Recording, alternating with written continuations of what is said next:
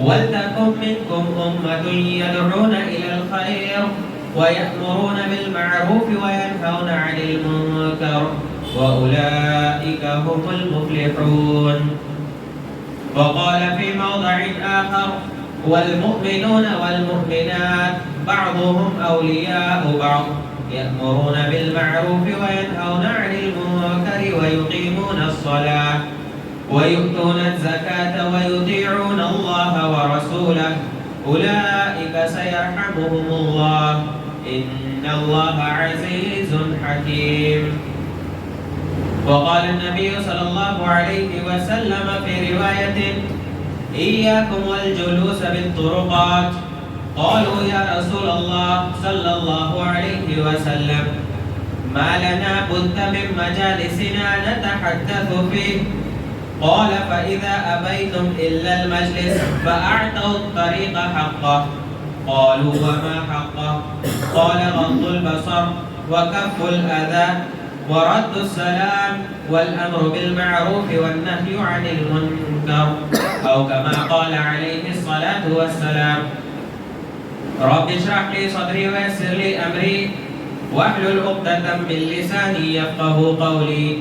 رب زدني علما نافعا رب زدني علما نافعا رب زدني علما نافعا.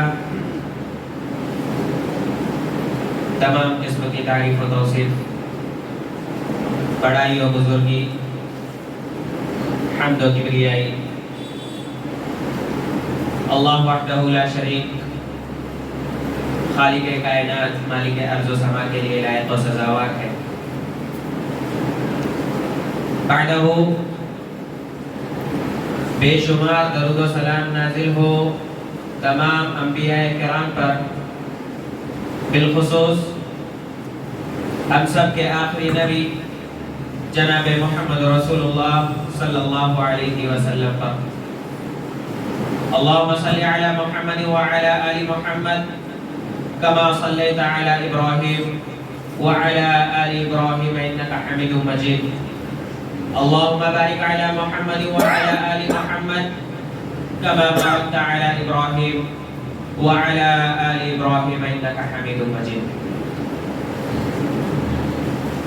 معزز و مکرم سامعین گرامی اور میری آواز کو سننے والی پردہ نشین ماں اور بہنوں، جس معاشرے میں ہم رہتے ہیں،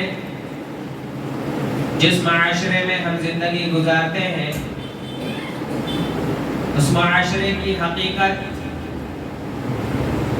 ہم زیادہ اچھی طرح سے جانتے ہیں کہ کس قدر ہمارا معاشرہ برائیوں میں ملوث ہے، کس قدر ہمارا معاشرہ گمراہیوں میں ڈوبا ہوا ہے، کس قدر ہمارا معاشرہ سنتوں کو چھوڑ کر بدعتوں کی طرف راغب ہے. ایسے میں ہماری ذمہ داری یہ بنتی ہے کہ سب سے پہلے ہم اپنے ایمان کو مضبوط کریں، ہم اپنے ایمان کو استقامت اور استحکام میں لائیں، اور پھر اس کے بعد علم حاصل کر کے امر بالمعروف اور نہی عن المنکر کے فریضے کو انجام دیں. جب ہمارے ایمان کے اندر پختگی آئے گی اور ہم علم حاصل کرنے کے بعد امر بالمعروف اور نہی عن المنکر کے فریضے کو انجام دیں گے، تو ایسی صورت میں اس کے بہت سارے فائدے ہمیں دیکھنے کے لیے ملیں گے. اور ساتھ ہی ساتھ امر بالمعروف اور نہی عن المنکر کے فریضے کو ہمیں ہلکے میں نہیں لینا چاہیے، اس لیے کہ امر بالمعروف نہی عن المنکر کا یہ جو فریضہ ہم پر عائد ہوتا ہے، اس کی بہت زیادہ اہمیت ہے اور بہت زیادہ فضیلت ہے. آج کے اس خطبے میں اسی چیز کو، امر بالمعروف نہی عن المنکر کی اہمیت کو اور اس کی فضیلت و فوائد کو بیان کرنے کی کوشش کروں گا. اللہ رب العالمین سے دعا کرتا ہوں کہ الہ العالمین تو مجھے حق بات بیان کرنے کی توفیق عطا فرما۔ امر بالمعروف اور نہی عن المنکر کی سب سے پہلی اہمیت یہ ہے کہ دین اسلام کا یہ ایک فریضوں میں سے ایک فریضہ ہے۔ اللہ رب العالمین نے قرآن مجید کے اندر ارشاد فرمایا کہ وَلْتَكُمْ مِنْكُمْ أُمَّةٌ يَدْعُونَ إِلَى الْخَيْرِ، کہ تم میں سے یہ جو امت محمدیہ ہے، تم میں سے ایک امت، ایک جماعت، ایک گروہ ایسا ہونا چاہیے وَلْتَكُمْ مِنْكُمْ أُمَّةٌ يَدْعُونَ إِلَى الْخَيْرِ، جو لوگوں کو بھلائی کی طرف بلائے، وَيَأْمُرُونَ بِالْمَعْرُوفِ، نیکی کا حکم دے، وَيَنْهَوْنَ عَنِ الْمُنْكَرِ، اور برائیوں سے روکے۔ اللہ رب العالمین نے حسب استطاعت جس شخص کے پاس جس قدر علم ہے، جس شخص کے پاس جس قدر امر بالمعروف اور نہی عن المنکر کا فریضے کی ادائیگی کی استطاعت ہے، اللہ رب العالمین نے اس پر اس چیز کو واجب قرار دیا، اس کے اوپر وہ چیز ضروری اور واجب ہے۔ اور کل قیامت کے دن اللہ رب العالمین اس چیز کے بارے میں ضرور سوال کرے گا کہ ہم نے تمہیں استطاعت دی تھی کہ تم لوگوں کو بھلائی کی طرف دعوت دیتے، ہم نے تمہیں اس چیز کی استطاعت دی تھی، اتنی قوت دی تھی کہ تم لوگوں کو برائیوں سے روک سکتے تھے، تو تم نے اپنی اس استطاعت کا کہاں پر استعمال کیا؟ کلکم راع وکلکم مسئول عن رعیتہ کے تحت کل قیامت کے دن اللہ رب العالمین جو ہے اس سلسلے میں ضرور سوال کرے گا۔ لہٰذا ہمیں اپنی قابلیت کو پرکھنا چاہیے، ہمیں اپنی قابلیت پر نظر ڈالنا چاہیے کہ کیا ہم اس کیٹیگری میں فٹ ہوتے ہیں، ہمارے پاس اتنا علم اور اتنا نالج ہے کہ ہم جو ہے لوگوں کو بھلائی کی طرف دعوت دے سکتے ہیں، برائی سے روک سکتے ہیں، تو ہمیں وہ کام ضرور کرنا چاہیے۔ تو سب سے پہلی اہمیت یہ ہے کہ امر بالمعروف اور نہی عن المنکر کا فریضہ انجام دینا یہ دین اسلام کی طرف سے ایک اہم فریضہ ہے جو ہم پر عائد ہوتا ہے۔ اسی طرح سے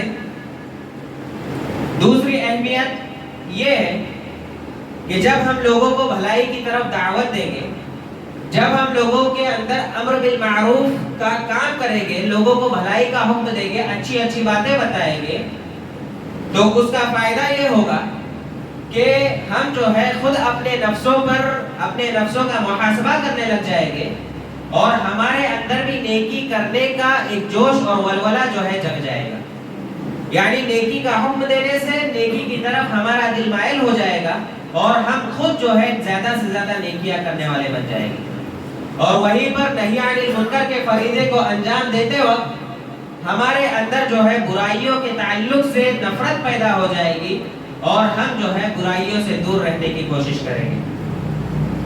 اسی طرح سے امر بالمعروف اور نہی عن المنکر کا فریضہ انجام دینے سے اس کا ایک فائدہ یہ ہوگا کہ ہمارے معاشرے کے اندر جو سنتیں ختم کی جا چکی ہے یا جن سنتوں پر عمل نہیں کیا جاتا، وہ سنتیں جو ہے دوبارہ زندہ ہو جائیں گی۔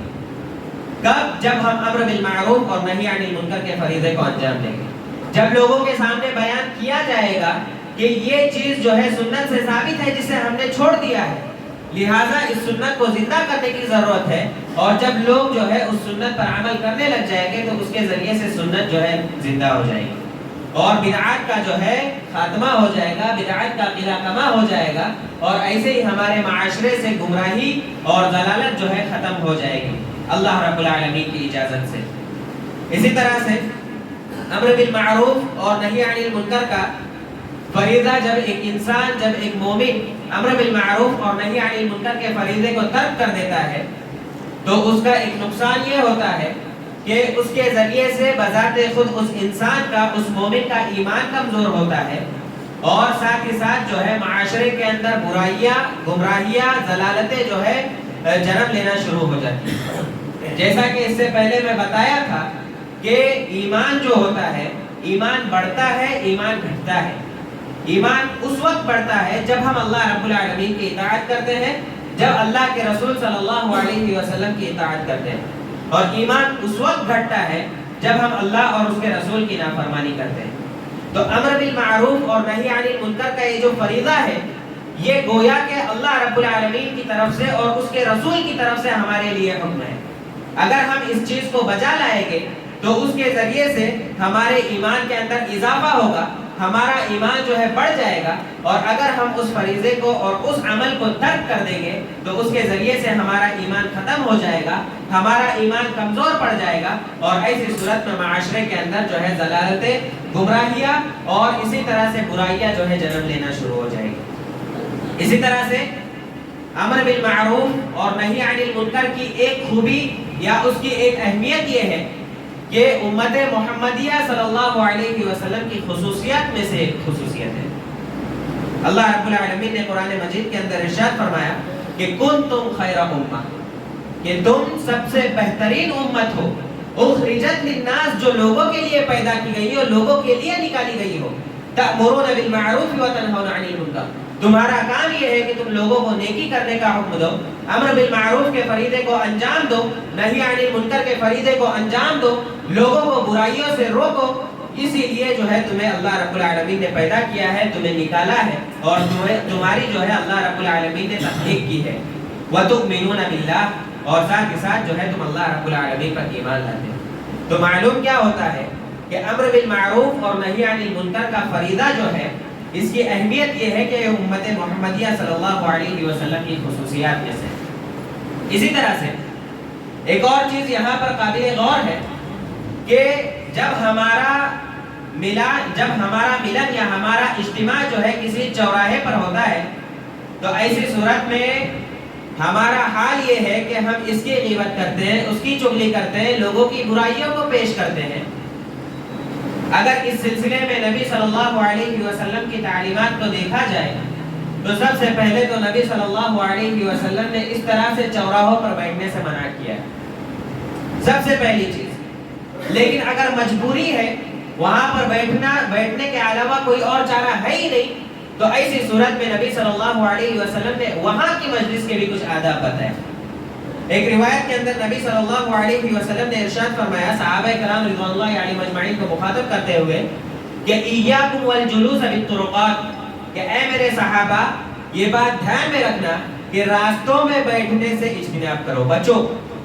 یعنی جو چوراہوں پر تم بیٹھتے ہو یا راستوں کے اندر جب تم بیٹھتے ہو تو پہلی چیز تو یہ کہ تم راستوں میں بیٹھنے سے بچو۔ صحابہ کرام رضوان اللہ علیہم اجمعین کہتے ہیں کہ قالوا یا رسول اللہ صلی اللہ علیہ وسلم ما لنا بد من مجالسنا نتحدث فيه، کہ اللہ کے رسول صلی اللہ علیہ وسلم ہمارے پاس اس کے علاوہ کوئی چارہ نہیں ہے، ہم راستوں میں بیٹھنے پر مجبور ہے تاکہ ہم جو ہے کچھ گفتگو کر سکیں، کچھ دینی باتیں کر سکیں۔ نبی صلی اللہ علیہ وسلم کہتے ہیں کہ فَإِذَا أَبَيْتُمْ إِلَّا الْمَجْلِسِ فَأَعْتَوُا الطَّرِيقَ حَقَّهُ، اگر ایسی ہی بات ہے، اگر راستوں میں بیٹھنا تمہاری مجبوری ہے، اگر تم راستوں میں بیٹھنے کے بعد ہی تمہارے اندر دینی ڈسکشن ہوتی ہے، تو پھر جو ہے فَأَعْتَوُا الطَّرِيقَ حَقَّهُ، نبی صلی اللہ علیہ وسلم کہتے ہیں کہ راستوں کو ان کے راستوں کے حقوق جو ہے ادا کر لیا کرو۔ صحابہ کرام رضوان اللہ علیہم اجمعین کہتے ہیں کہ وما حق، اے اللہ کے رسول صلی اللہ علیہ وسلم راستے کے بھی کیا حقوق ہیں؟ تو آپ صلی اللہ علیہ وسلم نے ارشاد فرمایا کہ غض البصر، سب سے پہلے تو اپنی نگاہوں کو نیچے رکھو، کون آتا ہے، کون جاتا ہے، کیوں نکلتا ہے، کہاں سے آتا ہے، اس چیز کے ڈو میں مت رہو، بلکہ تم جو ہے اپنی نگاہوں کو نیچے رکھو۔ وَكَفُّ الْأَذَى، دوسری چیز اور دوسرا ادب نبی صلی اللہ علیہ وسلم نے بیان فرمایا کہ اپنے ذریعے سے لوگوں کو کسی طرح کی کوئی تکلیف مت دو۔ اسی طرح سے وَرَدُّ السَّلَامِ، جب کوئی شخص تم پر سلام کرے، تمہیں سلام کرے، تو تم جو ہے اس کے سلام کا جواب دیا کرو۔ اور وَالْأَمْرُ بِالْمَعْرُوفِ وَالنَّهْيِ عَنِ الْمُنكَرِ، کہ اگر تم لوگوں کے اندر کسی طرح کی کوئی برائی دیکھ رہے ہو تو ایسی صورت میں تم اس برائی کی اصلاح کرو، لوگوں کو بھلائی کا حکم دو اور برائی سے روکو۔ لیکن ہمارا معاملہ جو ہے اس کے برعکس ہے، ہم چوراہے پر بیٹھنے کو اپنے لیے شرف اور فضیلت کا باعث سمجھتے ہیں، اور بیٹھتے تو ہے ٹھیک ہے، وہ ایک جگہ پر اپنی جگہ پر ہے کہ بیٹھ لیے، لیکن بیٹھنے کے بعد نبی صلی اللہ علیہ وسلم کی تعلیمات پر ہم عمل نہیں کرتے، بلکہ ہماری نگاہیں، ہمارے الفاظ اور ہمارے اعضاء و جوارح کے ذریعے سے دوسروں کو ہم تکلیفیں پہنچاتے ہیں۔ کوئی سلام کرتا ہے تو ہم اس کے سلام کا جواب نہیں دیتے، اور نہ تو ہم خود جو ہے بڑھ چڑھ کر سلام کرنے کی کوشش کرتے ہیں۔ نبی صلی اللہ علیہ وسلم نے کیا بیان فرمایا کہ اولا ادلکم علی شیء اذا فعلتموه تحاببتم، کہ اے میرے صحابہ کیا میں تمہیں ایک ایسی چیز کی طرف رہنمائی نہ کروں کہ اگر تم اس چیز کو کرنے لگ جاؤ گے تو تمہارے درمیان آپس میں محبت پیدا ہو جائے گی۔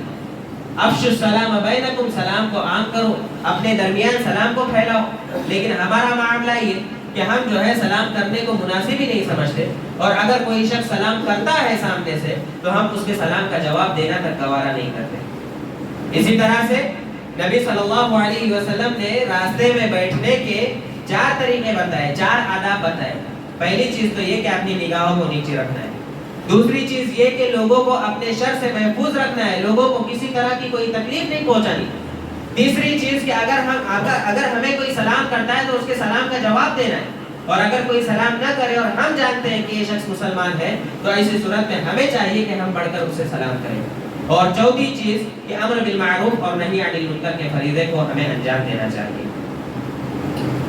اسی طرح سے امر بالمعروف اور نہی عن المنکر کی ایک فضیلت یا ایک اہمیت یہ ہے کہ اللہ رب العالمین نے خود نبی صلی اللہ علیہ وسلم کو اس چیز کا حکم دیا۔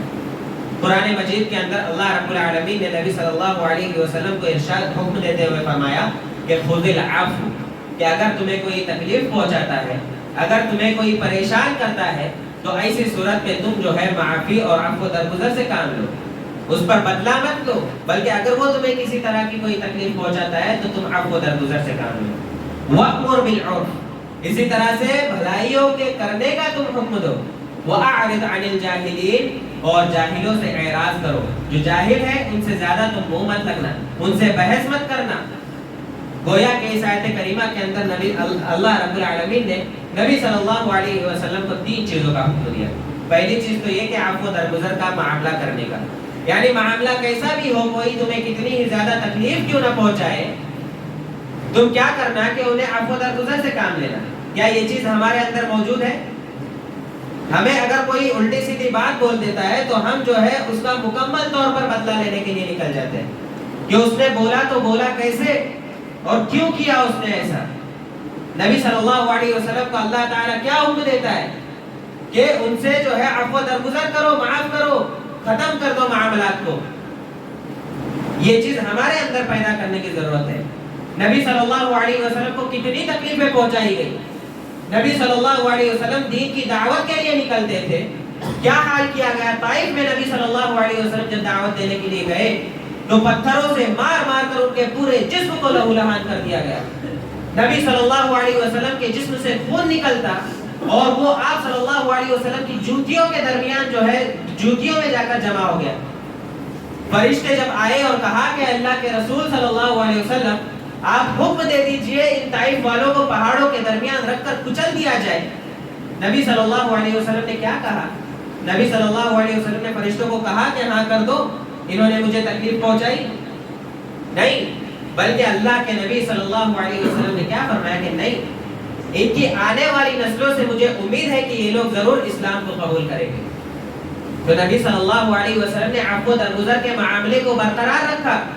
اللہ رب العالمین نے جس چیز کا حکم دیا اسے نبی صلی اللہ علیہ وسلم نے ادا کیا، ایکسپٹ کیا، قبول کیا۔ اور ساتھ ہی ساتھ دوسرا حکم اللہ رب العالمین نے آیت کریمہ کے اندر دیا کہ لوگوں کو خیر و بھلائی کا حکم دو۔ نبی صلی اللہ علیہ وسلم نے یہ کام بھی کیا۔ وَأَعْرِضْ عَنِ الْجَاهِلِينَ، اس کے بعد اللہ رب العالمین نے نبی صلی اللہ علیہ وسلم کو یہ حکم دیا کہ جاہل سے اگر تمہارا سابقہ پڑ جائے تو ایسی صورت میں تم جو ہے اس سے اعراض کرنا۔ اسی لیے اللہ رب العالمین نے قرآن مجید کے اندر ایک اور مقام پر ارشاد فرمایا کہ وَإِذَا خَاطَبَهُمُ الْجَاهِلُونَ قَالُوا سَلَامًا، کہ جب ان لوگوں کا سابقہ جاہلوں سے ہوتا ہے یا جاہلوں سے جب سابقہ ہو تو اللہ رب العالمین نے اس کا بھی طریقہ بتایا کہ وہاں پر سلام کر کے نکل جاؤ، قَالُوا سَلَامًا۔ اسی طرح سے یہ امر بالمعروف اور نہی عن المنکر کی کچھ اہمیتیں تھیں۔ اب آئیے ہم جو ہے یہ جانتے ہیں کہ امر بالمعروف اور نہی عن المنکر کا اگر ہم فریضہ انجام دیتے ہیں تو اس کا فائدہ ہمیں کیا ملے گا یا اس کی فضیلت ہمیں کیا ملے گی۔ سب سے پہلی فضیلت تو یہ ہے کہ جہنم سے دوری کا سبب بن جاتا ہے. یعنی محض یہ فریضہ انجام دینا، امر بالمعروف اور نہی عن المنکر کا فریضہ انجام دینا، لوگوں کو بھلائی کی طرف دعوت دینا اور برائی سے روکنا انسان کو جہنم سے دور کر دیتا ہے.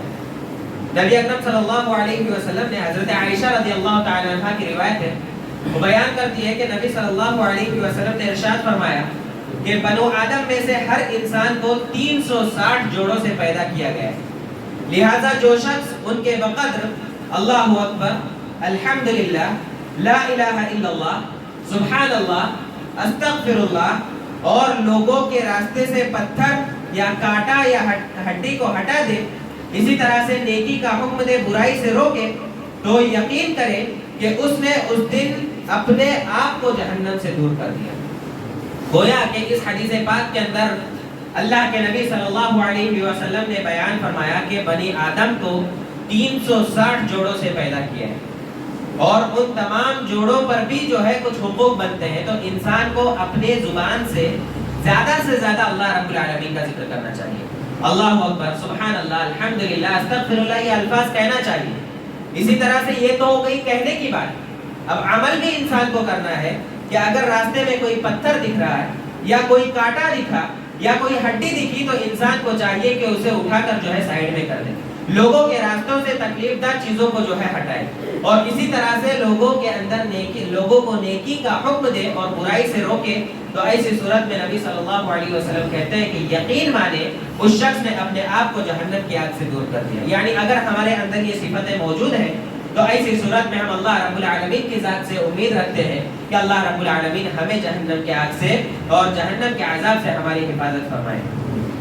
اسی طرح سے ایک فائدہ اس کا یہ ہوگا کہ جب ہم امر بالمعروف اور نہی عن المنکر کا فریضہ انجام دیں گے تو وہ ہمارے لیے صدقے کا کام کرے گا.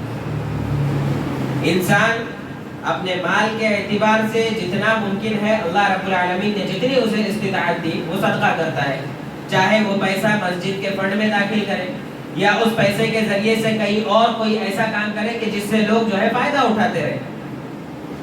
بعض صحابہ نبی اکرم صلی اللہ علیہ وسلم کی خدمت میں حاضر ہوتے ہیں اور شکایت کرتے ہیں کہ اللہ کے رسول صلی اللہ علیہ وسلم ذهب اہل الدثور بالاجور، کہ اللہ کے رسول صلی اللہ علیہ وسلم جو صاحب ثروت لوگ ہیں جنہیں اللہ رب العالمین نے مالداری عطا کی ہے، ہمارے سے اجر میں وہ آگے نکل جاتے ہیں. تو نبی صلی اللہ علیہ وسلم پھر وہ بیان کرتے ہیں کہ یصلون کما نصلی، کہ وہ بھی نماز پڑھتے ہیں جس طرح سے ہم نماز پڑھتے ہیں، وَيَصُومُونَ كَمَا نَصُومُ، وہ بھی روزے رکھتے ہیں جس طرح سے ہم روزے رکھتے ہیں. بس فرق اتنا ہے کہ وَيَتَصَدَّقُونَ بِفُضُولِ أَمْوَالِهِمْ، کہ اللہ رب العالمین نے انہیں جو مال و دولت دی ہے اس میں سے وہ صدقہ کرتے ہیں. تو یہ اس جگہ سے جو ہے وہ ہم سے آگے نکل جاتے ہیں. تو ایسی صورت میں ہمارا کیا؟ تو نبی صلی اللہ علیہ وسلم صحابہ کرام رضوان اللہ علیہم اجمعین کو کہتے ہیں کہ الیس قد جعلکم اللہ، کہ اللہ رب الیس قد جعل اللہ لکم ما تصدقون بہ، کہ کیا اللہ رب العالمین نے تمہیں کوئی ایسا راستہ نہیں بتایا کہ جس کے ذریعے سے تم صدقہ کرو؟ پھر نبی صلی اللہ علیہ وسلم نے فرمایا کہ ان بکل تسبیحۃ صدقہ، کہ ہر تسبیح، ہر سبحان اللہ کہنا جو ہے صدقہ ہے. وکل تحمیدۃ صدقہ، اسی طرح سے ہر تحمید الحمدللہ کہنا بھی صدقہ ہے. وکل تحلیلۃ صدقہ، لا الہ الا اللہ کہنا بھی صدقہ ہے. اور اسی طرح سے وامر بالمعروف صدقہ ونہی عن المنکر صدقہ، گویا کہ بھلائی کا حکم دینا بھی صدقہ ہے اور برائی سے روکنا بھی صدقہ ہے. تو اگر ہم امر بالمعروف اور نہی عن المنکر کے فریضے کو انجام دیتے ہیں تو ہمارے لیے خوشخبری یہ ہے کہ ایسی صورت میں ہم جو ہے صدقہ تو خیرات کر رہے ہوتے ہیں، گویا کہ ہمیں جو ہے صدقہ کرنے کا ثواب جو ہے ملتا ہے. اسی طرح سے ایک فضیلت یا ایک فائدہ یہ ملتا ہے کہ ہماری گناہوں کی بخشش ہوتی ہے. نبی صلی اللہ علیہ وسلم نے فرمایا کہ فتنۃ الرجل فی اہلہ و مالہ و ولدہ و جارہ، کہ آدمی کی جو آزمائش ہوتی ہے وہ کن کن چیزوں کے ذریعے سے ہوتے ہیں؟ اس کے اہل و عیال کی وجہ سے، اس کے مال کی وجہ سے، اس کے اولاد کی وجہ سے، اور پڑوسیوں کی آزمائش میں پڑھ کر انسان جن گناہوں کا ارتکاب کرتا ہے ان چیزوں کے ذریعے سے انسان کی آزمائش ہوتی ہے. وَيُكَفِّرُهَا الصِّيَامُ وَالصَّلَاةُ وَالصَّدَقَةُ وَالْأَمْرُ بِالْمَعْرُوفِ وَالنَّهْيُ عَنِ الْمُنكَرِ. اور نبی صلی اللہ علیہ وسلم نے بیان فرمایا کہ ان چیزوں میں پڑھ کر جب ایک انسان گناہ کرتا ہے تو اس کے گناہ کب مٹتے ہیں؟ جب وہ صوم کا پابند ہوتا ہے، جب وہ روزے رکھتا ہے، جب وہ نماز پڑھتا ہے، اسی طرح سے جب وہ صدقات و خیرات کرتا ہے، اور جب وہ امر بالمعروف اور نہی عن المنکر کے فریضے کو انجام دیتا ہے تو ایسی صورت میں اس کے گناہوں کو بخش دیا جاتا ہے. اسی طرح سے امر بالمعروف اور نہی عن المنکر کا فریضہ انجام دینے کی ایک فضیلت یہ ہے کہ اجر عظیم، بڑا اجر جو ہے اللہ رب العالمین کی طرف سے ملتا ہے. اللہ رب العالمین نے قرآن مجید کے اندر ارشاد فرمایا کہ لا خیر فی کثیر من نجواہم، کہ ان کی بہت سی سرگوشیوں میں کوئی خیر نہیں. یعنی لوگ جو ہے بات چیت کرتے ہیں، سرگوشی کرتے ہیں، کانا پھوسی کرتے ہیں، ان کانا پھوسی میں بہت ساری سرگوشیاں ایسی ہیں جو کوئی فائدہ نہیں پہنچاتی. الا من امر بصدقۃ او معروف او اصلاح بین الناس، سوائے اس شخص کے جو شخص کیا کرتا ہے، صدقے کی تلقین کرتا ہے، یا لوگوں کو بھلائی کا حکم دیتا ہے، یا دو لوگوں کے درمیان اصلاح کی کوشش کرتا ہے.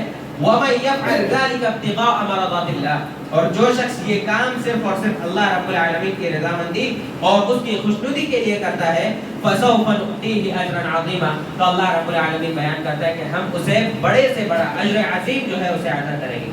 معلوم یہ ہوا کہ امر بالمعروف اور نہی عن المنکر کا ایک فائدہ یہ ہوتا ہے کہ اس کے ذریعے سے انسان کو جو ہے ایک بڑا سا اجر جو ہے اللہ رب العالمین کی طرف سے مل جاتا ہے.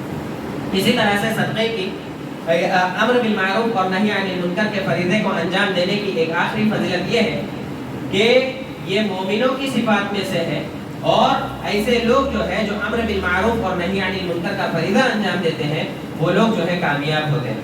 اللہ رب العالمین نے قرآن مجید کے اندر ارشاد فرمایا کہ والمؤمنون والمؤمنات بعضهم اولیاء بعض، کہ مومن مرد اور مومنہ عورتیں آپس میں ایک دوسرے کے دوست ہیں، ایک دوسرے کے جو ہے ساتھی ہیں، ایک دوسرے کی دوست ہے.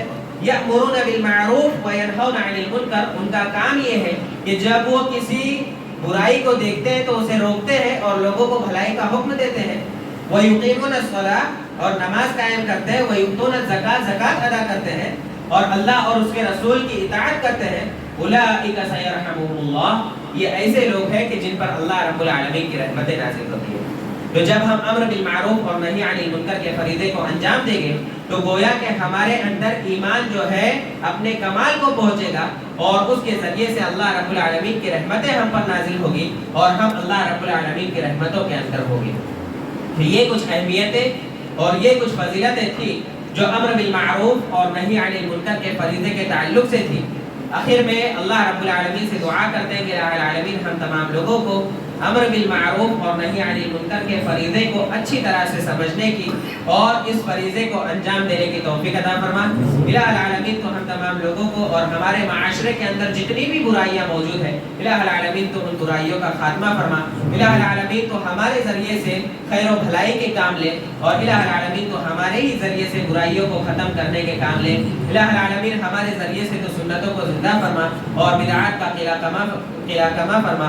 الہ العالمین ہمیں جو مریض ہے تو انہیں شفاء کاملہ عاجلہ نافعہ عطا فرما. جو بے روزگار ہے تو انہیں روزگار فراہم کر. اور الہ العالمین جو مقروض ہے، قرض کے بوجھ تلے دبے ہوئے ہیں، الہ العالمین تو ان کے قرض کی ادائیگی کی سبیل پیدا فرما. آمین. تقبل یا رب العالمین وتب علینا انک انت التواب الرحیم. بارک اللہ لنا ولکم فی القرآن الکریم ونفعنی وإیاکم بالآیات والذکر الحکیم. انہ تعالی جواد کریم ملک بر رؤوف رحیم.